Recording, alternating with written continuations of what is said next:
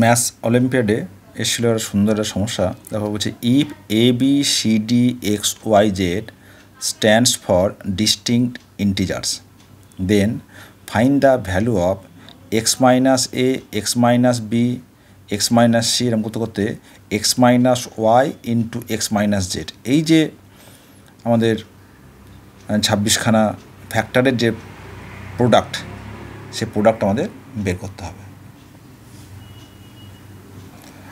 তাহলে যেহেতু A B C D E F G Y X Y Z এরা সব ইন্টিজার, তাহলে আমরা জানি যে দুখানা ইন্টিজারের যে বিয়োগফল তারাও ইন্টিজার হবে। তাহলে এই যে এক্স মাইনাস এ into x minus B x minus C এরকম করতে করতে x minus Y into x minus Z এর যে গুণফল সেটা আমাদের বের করতে হবে, তাই তো? এখন লক্ষ্য করে দেখো, এই যে এ বি সি ডি, তাই সেরকম করতে করতে আমার তো এখানে এমন একটা সংখ্যা আসবে যেখানে এক্স আসবে, তাই না?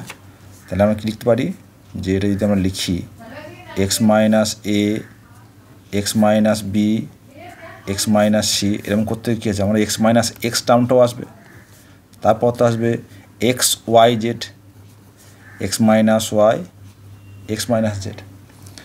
তো আমরা জানি যে এক্স মাইনাস এক্স